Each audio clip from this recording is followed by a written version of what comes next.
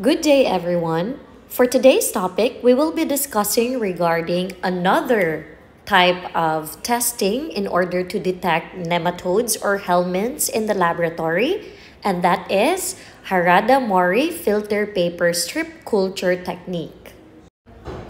Why is there a need for us to revisit the Harada-Mori filter paper strip culture technique when it's no longer that used in the laboratory setting in this time and age? As we all know, class, that human infection with the nematode Strongyloides cercoralis, it is endemic in some tropical and warm areas of the world that includes Europe, some parts of Europe, and the southeastern USA. The clinical presentation of strongyloidiasis is polymorphic, and the parasite may persist undetected for decades and can cause a chronic, almost asymptomatic infection. That is the reason why, if the patient is already exhibiting some signs and symptoms of any nematode infection, then we have to detect it as early as possible before it produces a life-threatening systemic syndrome. The Harada-Mori test tube filter paper method increases the chances of recovering Strongyloides species from intestinal samples. This method also utilizes the natural water tropism of larvae to concentrate them.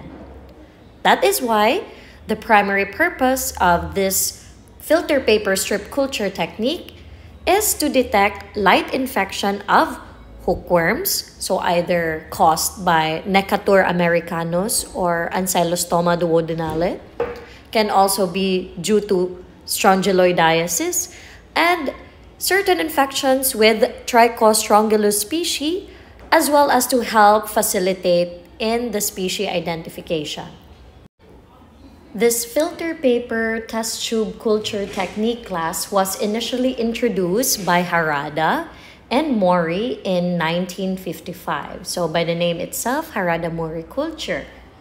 The technique employs a filter paper to which the fecal material is added and a test tube into which the filter paper is inserted. As you can see from this diagram here, class, yes, this is the test tube. That's the test tube. And inside, that is the strip of filter paper where we will be smearing or placing the fecal material on top of the filter paper. Moisture is provided by adding water to the tube.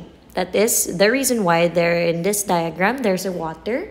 So as to keep moisture. And the water will continuously soak the filter paper through capillary action.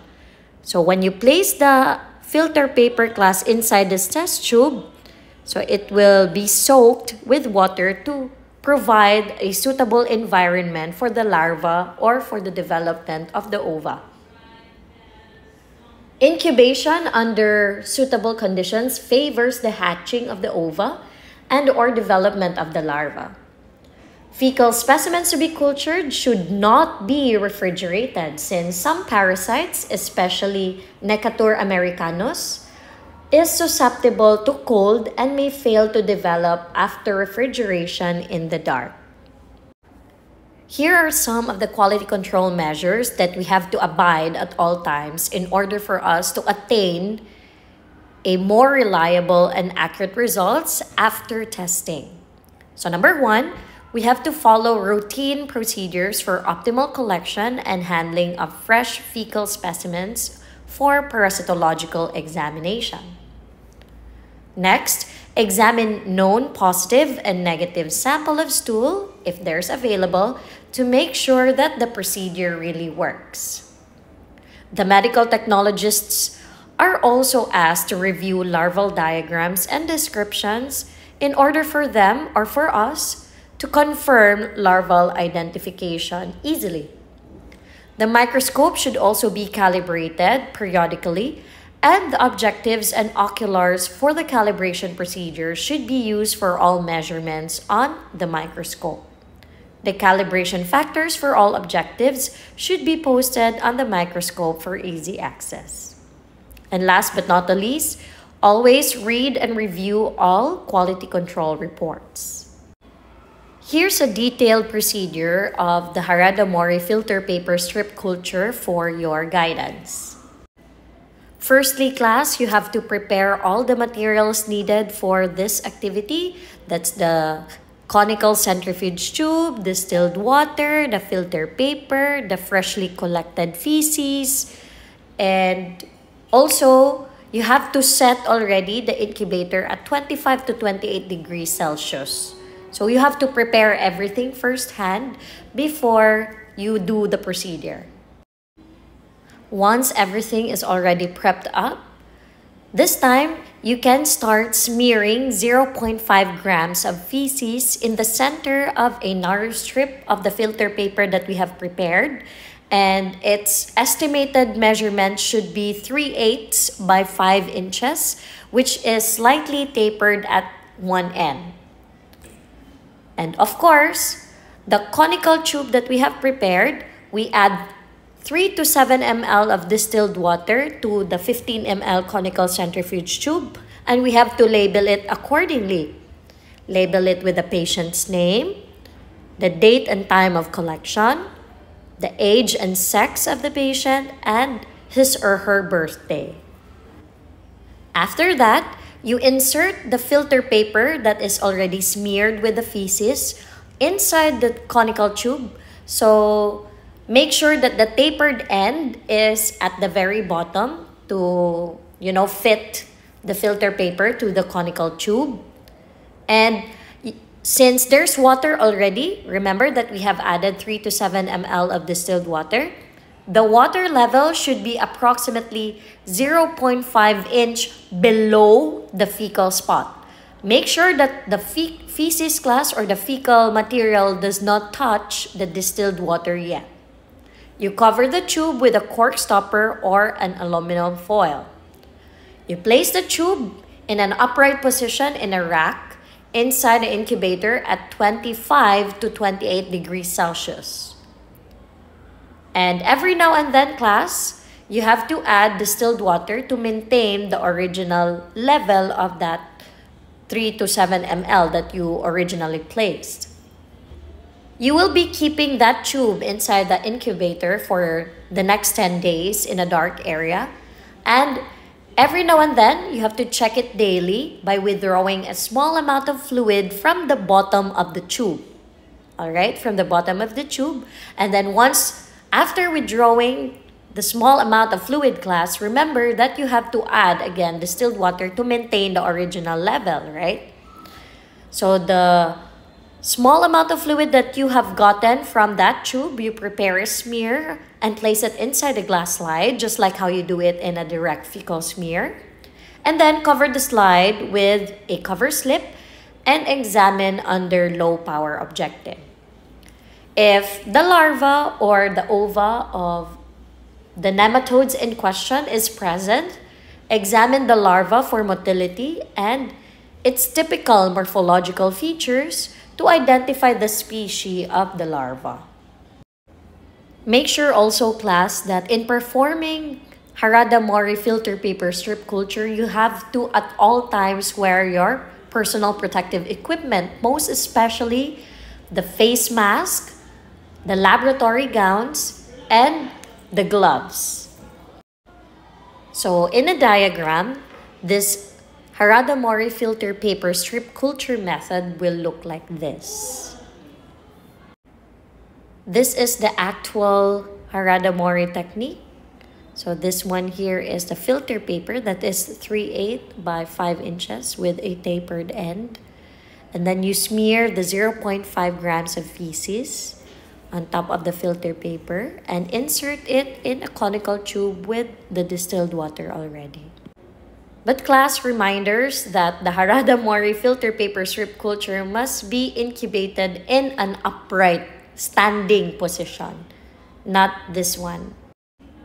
This is how we are going to report if there's a presence or absence of the larva, either of hookworm, strongyloides, or trichostrongylus. And if ever, class, strongyloides organism is present, The free living stages and larvae may be found after several days in culture. If there is no larva seen, then you report no larva detected. But if there's a presence or larva detected by fecal culture, then you have to really identify what type of larva is seen. An example of which is Strongyloides circularis larvae detected after culture. So that is the proper way of reporting this type of test. Procedural reminders.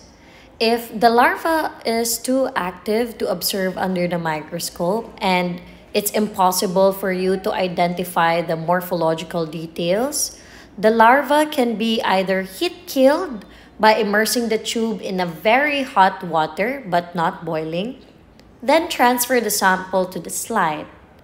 Iodine, aside from hot water, can also be used to kill the larva. So again, if the larva is too active, you heat-kill it or use iodine. Infective larvae may be found anytime after the 4th day or even in the 1st day of a very heavy infection. Since infective larvae may migrate upward or downward on the paper strip, caution must be exercised in handling the fluid and the paper strip itself to prevent infection. Handle the paper strips with forceps. Even if you're using gloves, never touch the filter paper class. Wear gloves at all times when handling different types of cultures. It's also very important to maintain the original water level to keep optimum humidity. Remember, moisture is very important in the development of larvae and also in the hatching of the ova. Fresh stool is required for this procedure. So this means that preserved specimens or specimens obtained in bari meal are not suitable. These are the different procedure limitations. Remember, class, that this technique allows both the parasitic and the free-living forms of nematodes to develop. So, if the specimen or if the fecal material has been contaminated with soil or water containing the free-living forms, it may be necessary to distinguish the parasitic from the free-living form based on their morphology. So how can we distinctively identify between the parasitic and the free-living form?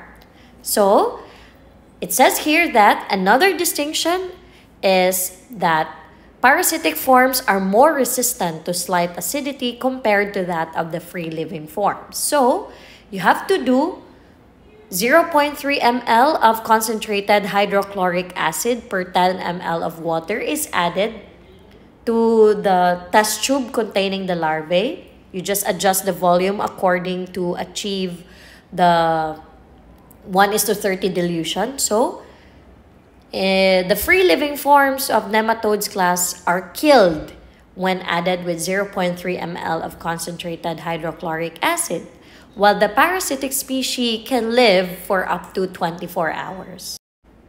I believe I have already discussed this in the first parts of our discussion, but remember, class, that specimens that have been refrigerated or preserved are not suitable for culture. Larvae of certain species are susceptible to cold environment. An example of which is, what is that again? The Necatur americanus.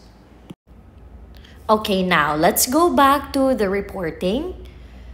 If we have recovered certain parasites class, we have to really differentiate between hookworm or Strongyloides circularis. So in this diagram here that is shown to you, you can see the difference between the rhabditiform larvae and also the filariform larvae between the two. In order for us to completely understand the difference, I'll show this picture here, this one. As you can see from the picture here, class, it's very clear that the rhabditiform larva of hookworm has a longer buccal cavity with a small or inconspicuous genital primordium. So long buccal cavity, small genital primordium. compared to that of Strongyloides cercoralis rhabditiform larva class, that it only has a small buccal cavity, but its genital primordium is conspicuous or prominent. You can easily see it. As for the filariform larva for hookworm class, you take a look at the esophagus. The esophagus is short compared to that of the esophagus of Strongyloides cercoralis. Diba? It's longer. It's almost half of the body of the larva. While for the hookworm's filariform larva, the sheath can be seen. Its covering class, the outer covering of the larva is seen or is present. Compared to that of Strongyloides cercoralis, it's almost always not that clear or is absent. The tail of the filariform larva of hookworm is also pointed, compared to that of the tail of Strongyloides cercoralis, which is notched. It's very hard to distinguish between the eggs of hookworm and also Strongyloides cercoralis. But I just want to inform you, class, that Trichostrongylus eggs are larger than that of hookworm and the Strongyloides species eggs. This picture here, class, also shows us the Trichostrongylus species eggs. So this type of egg has a thin shell and a slightly wrinkled inner membrane.